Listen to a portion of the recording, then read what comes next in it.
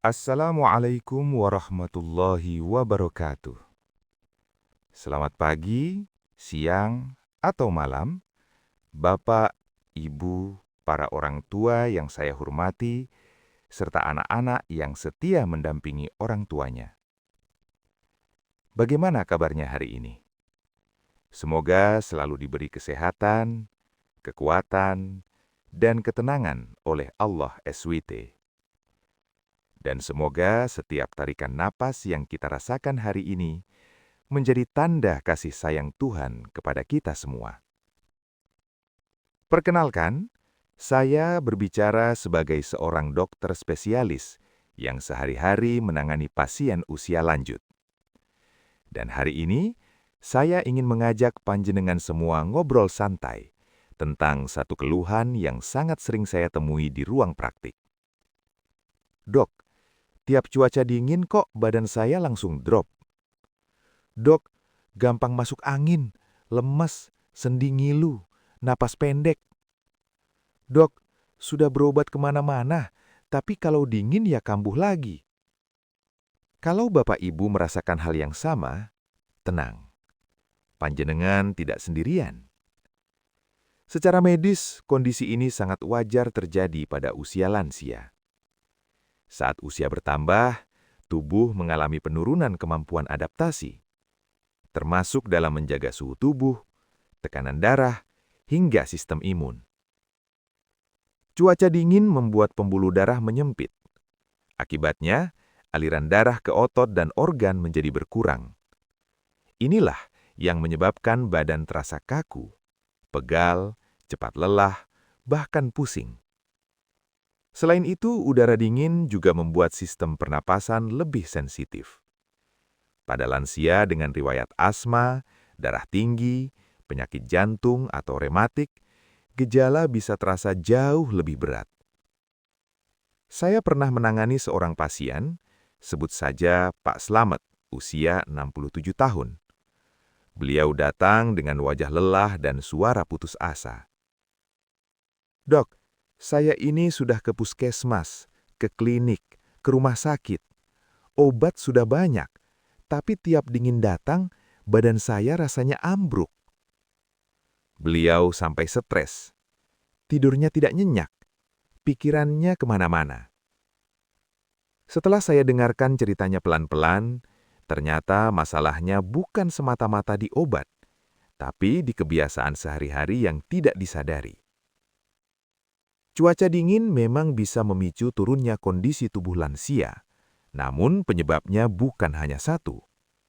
Bisa karena kurang minum air hangat, kurang gerak, pola makan tidak tepat, kurang istirahat, bahkan karena terlalu sering begadang atau mandi air dingin. Dalam pengobatan medis, kami fokus pada beberapa hal. Menjaga tekanan darah tetap stabil, mengontrol kadar gula, menjaga fungsi jantung dan paru-paru. Obat tetap penting, namun tanpa perubahan gaya hidup, hasilnya tidak maksimal.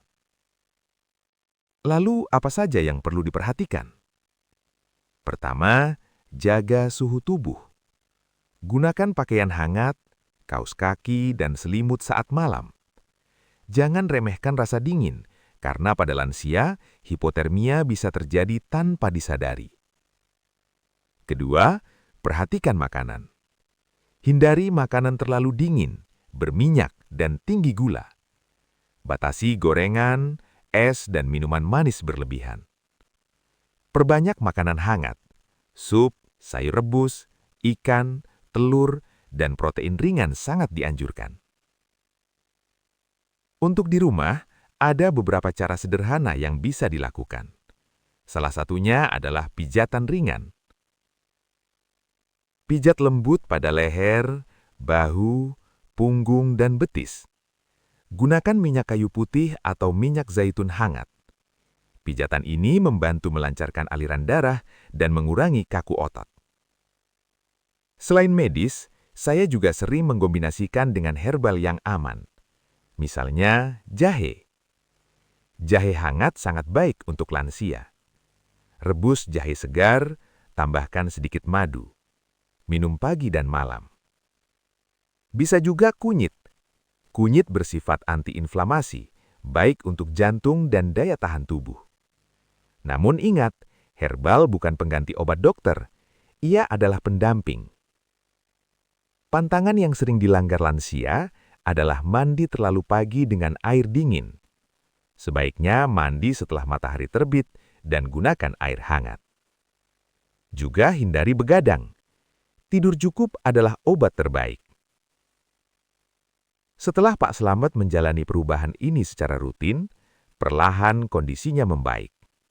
Bukan berarti tidak pernah sakit lagi, tapi tubuhnya jauh lebih kuat menghadapi cuaca dingin. Dan yang paling penting, hatinya lebih tenang. Bapak Ibu yang saya hormati, kesehatan di usia lanjut bukan soal kuat atau tidaknya tubuh semata, tapi soal sabar, konsisten, dan pasrah. Allah tidak pernah memberi ujian di luar kemampuan hamba-Nya. Setiap sakit adalah penghapus dosa. Setiap sabar adalah pahala. Teruslah berusaha. Terus rawat tubuh yang telah setia menemani kita puluhan tahun. Dan jangan lupa, berdoa. Karena ikhtiar terbaik adalah perpaduan antara usaha dan tawakal. Semoga Allah memberikan kesehatan, umur panjang yang berkah, dan ketenangan hati untuk kita semua. Assalamualaikum warahmatullahi wabarakatuh. Semoga bermanfaat.